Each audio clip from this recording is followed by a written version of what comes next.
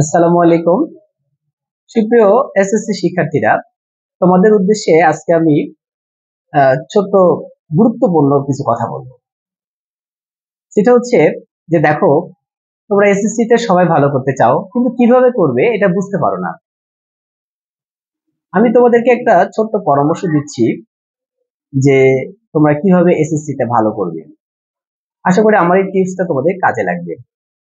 দেখো, তোমরা কোন একটা সাবজেক্টে দুর্বল, তখন তোমরা কি মনে করো যে ওই সাবজেক্ট সারাদিন ধরে ওই সাবজেক্ট পড়ো। হ্যাঁ, তখন ওই সাবজেক্ট পড়ো, ওই সাবজেক্ট শেষ করার পরে দেখো অন্যান্য সাবজেক্ট গুলো ভুলে গেছো। মানুষের ব্রেনে স্বাভাবিকভাবেই, যদি মনে করো যে এক একটা ব্যক্তি যা পড়ে তার 70% পরের দিনেই ভুলে যায়, 56% মাত্র 1 ঘন্টা পরে ভুলে যায়। এটা একটা বিস্ময়কর বিষয়।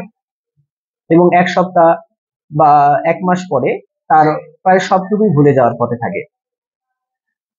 সুতরাং একটা সাবজেক্ট তুমি দুর্বল বলে ওই সাবজেক্টে অধিক সময় দিলে অন্য সাবজেক্টে আর সময় দিচ্ছ না, সেক্ষেত্রে তুমি কিন্তু অনেক বেশি খারাপ করবে।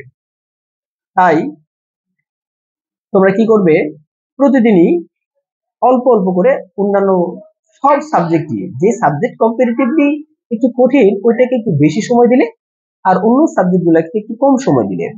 মনে করো তুমি ম্যাথ সারা বছর প্রাইভেট পড়ো, ম্যাথে জিপিএ 5 পাইলে, অর্থাৎ লেটার মার্কস পাইলে, কিন্তু তুমি সহজ একটা সাবজেক্ট, যে যে সাবজেক্টটা তুমি মনে করো ভালো পারো বা একটু তুলনামূলক তোমার কাছে সহজ, ওই সাবজেক্টটা 2 দিন পড়লে, কিন্তু সেটাতে 75 বা 78 নাম্বার পাওয়ার কারণে এ প্লাসটা ছুটে গেল। এখন কথা হচ্ছে ওই সাবজেক্টে যদি আর 5টা দিন সময় দিতে, তাহলে কিন্তু তুমি এ প্লাসটা পেয়ে যেতে।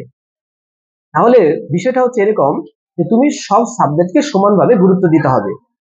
হ্যাঁ, তুমি যেটা একটু কঠিন মনে করো সেটাকে একটু কম্পিটিটিভলি বেশি দাও, তবে এই বেশি দিতে চাই যেন আরেকটা সাবজেক্টের খারাপ না হয়। আর আরেকটা বিষয় দেখো, তোমাদের যখন মুখস্থ করার বিষয়গুলো আসে, তখন কিন্তু অন্য সময় তোমরা রাত জেগে পড়াশোনা করো। আমরা জানি মানুষের, হ্যাঁ, আমরা বৈজ্ঞানিক ভাবে পরীক্ষিত, এই বিষয়গুলো আমাদের জানা অনেকেরই, যে মানুষের ব্রেনের সক্রিয়তা বাড়ে হচ্ছে রাত 10টা থেকে 2টা, 2:30, 3টা, এই সময়ের মধ্যে মানুষের ব্রেনের সক্রিয়তা বাড়ে বা এটা রিকভারি হয়, ব্রেনটাকে রিকভারি হয়। তো এই সময় আমরা জেগে থাকি, তো এই সময় যদি আমরা জেগে থাকি আমাদের ব্রেনের রিকভারি হবে কিভাবে? আর ঠিক আমাদের পড়াশোনা মনে থাকে যে পড়াশোনাটা এবং অধিক কার্যকরী হয় ভোর 3টা থেকে রাত সকাল 8টা পর্যন্ত। তাহলে ভোর 3টা থেকে এই সময়টা অধিক পড়াশোনার মনোযোগ, মানে তোমার হচ্ছে মুখস্থ শক্তি ভালো হয় বা কোনো কিছু বোঝার ক্ষমতাটা বেশি হয়ে যায়, কারণ ওই সময় ব্রেনের ভিতরে আলফা ওয়েভ নামের একটা তরঙ্গ সৃষ্টি হয়, যে কিনা দিনের অন্য সময়ের তুলনায় কয়েক গুণ বেশি, অর্থাৎ মিনিমাম 5 গুণ বেশি সক্রিয়তার সাথে কাজ করে। তাহলে আমি যদি ভোর 3টা থেকে সকাল 8টা পর্যন্ত পড়ি, এই 5 ঘন্টা যেটা দিনে 20 ঘন্টা পড়ার সমান। সুতরাং যারা আমরা বেশি একটু মানে চিন্তা করি অল্প পড়ে বেশি ফলাফল দেব, তারা এই সময়তে পরে সারাদিন ঘুরে বেড়াবে, কোনো সমস্যা নেই, সারাদিন প্রাইভেট পড়ে স্কুল পড়ো ঘুরে বেড়াও, কিন্তু রাত 3টা থেকে সকাল 8টা পর্যন্ত এই সময়টুকু তুমি কাজে লাগাবে। তুমি দুপুরে ঘুমাও, বিকেলে ঘুরো, হ্যাঁ, এতে কোনো সমস্যা নাই। কিন্তু তোমাকে এই যে 5 ঘন্টা, এই 5 ঘন্টা যদি তুমি রেগুলার করতে পারো, আশা করি এসএসসি তে সবার জিপিএ 5 শুধু না, ভালো একটা নাম্বার অর্থাৎ 1200+ মার্কস তোলাও তোমাদের জন্য খুব ইজি হবে। আর আমরা 1-2 দিন ইচ্ছাকৃত ভাবে প্রাইভেট মিস করব না বা স্কুল মিস করব না, ইচ্ছাকৃত ভাবে না, অসুস্থ হয়ে গেলে একটা বিষয়। আর আমরা সুস্থ থাকার জন্য নিজেকে আমরা এক্সারসাইজ করব বা খাবারের খাদ্যাভ্যাসটা সঠিক রাখবো। তাহলে তোমরা একটু চিন্তা করো যে একটা অধ্যায় তুমি একটা ব্যাচে পড়ো, সেই অধ্যায়ে যে দেখা যাচ্ছে যে একটা দিন মিস করার কারণে ওটা মিস হয়ে গেল, মিস হয়ে যাওয়ার সাথে সাথে তুমি আর এটা বুঝতে পারলে না। যখনই তুমি বুঝতে পারলে না, ওই অধ্যায়টা মিস হয়ে গেল, আর পরবর্তী অধ্যায় নিয়ে পড়তেছো, ওইটা তো মিস হয়ে গেল, তখন কিভাবে করবা? এটা পরে আর মিলাইতে পারো না, তখন ওই সাবজেক্টটার ওই অংশটাকে দুর্বলতা থাকে। এই জন্য যারা রেগুলার স্টুডেন্ট তারা সচরাচর ভালো করে। এই জন্য তোমরা পারতপক্ষে চেষ্টা করবা যে কোনো ব্যাচে, স্কুলে বা প্রাইভেটে এগুলো মিস না দেওয়ার চেষ্টা করবে, তাহলে একটা তোমার একটা বেনিফিট আসবে। হ্যাঁ, আশা করি এই ক্ষুদ্র ক্ষুদ্র বিষয়। আরেকটা বিষয় হচ্ছে যে তুমি সফল হতে চাইলে সর্বপ্রথম যে ধাপ সেটা হচ্ছে তোমার শারীরিক ফিটনেস ভালো থাকতে হবে, অর্থাৎ শরীর ভালো থাকতে হবে। তো শরীর ভালো, মন ভালো, পড়াশোনা ভালো। তাছাড়া তোমার শরীর এবং মন যদি ভালো না থাকে, তোমার পড়াশোনায় ভালো মন বসবে না। সুতরাং তোমাকে শরীর ভালো রাখার জন্য কিছু আহ কিছু কাজ করতে হবে, যেটা তোমার মনের বিরুদ্ধে হলেও করতে হবে।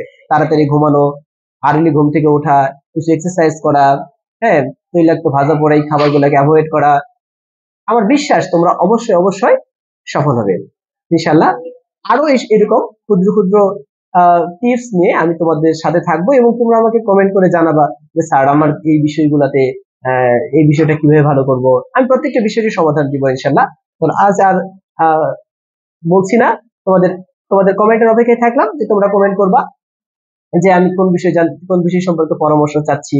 হ্যাঁ, এই বিষয় সম্পর্কে যখন আমরা কমেন্ট করি, তোমরা কমেন্ট করলে আমি তোমাদের ওই বিষয় সম্পর্কে তোমাদের সামনে তুলে ধরবো। আসলে আমরা শিক্ষক হয়েছি এই কারণে জানো, যে শিক্ষক হচ্ছে জাতির কারিগর বলছে, মানুষ গড়ার কারিগর। আমি ব্যক্তিগতভাবে মনে করি যে আমি একটা স্টুডেন্টকে যদি গড়াইতে পারি, এটা আমার কাছে অনেক গর্বের বিষয়। হ্যাঁ, এই প্রফেশনকে আসলে নোবেল প্রফেশন বলা হয়েছে। নোবেল প্রফেশনের কিছু অংশ যেন আমি করতে পারি, যদি করতে পারি আমি নিজেকে ধন্য মনে করব। হ্যাঁ, আশা করি আমার এই টিপসটা বুঝতে পারছো। সকলেই সামনে 2026 সালের যে এসএসসি পরীক্ষাতে তোমরা যারা আছো, বা এর পরবর্তীতে 27, 28 এভাবে পরীক্ষাতে আসবে, হ্যাঁ, তোমাদের সবার জন্য একই পরামর্শ যে তোমার একটা ফলাফল ভালো করো। যেহেতু বাংলাদেশে একটা ফলাফল ভিত্তিতে বেশ কম্পিটিশন, একটা জনবহুল দেশ, হ্যাঁ, এখানে ভালো ফলাফল না করলে ভালো জায়গায় পৌঁছানো অত্যন্ত কঠিন হয়ে পড়বে। হ্যাঁ, তো এই তো আশা রাখি তোমরা সবাই ভালো করবে, সুস্বাস্থ্য কামনা করে শেষ করছি। আল্লাহ হাফিজ, ভালো থাকবে সবাই।